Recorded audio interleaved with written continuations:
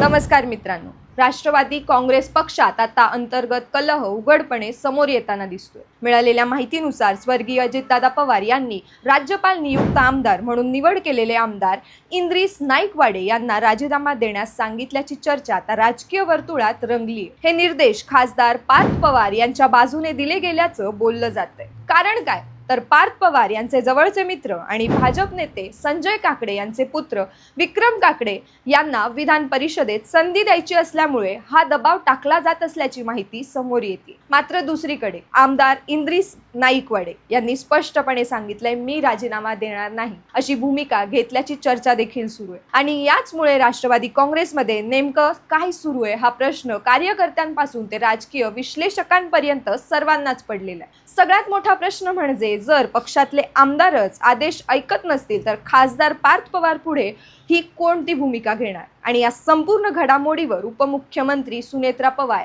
काय निर्णय घेणार याकडे आता संपूर्ण महाराष्ट्राचं लक्ष लागलंय.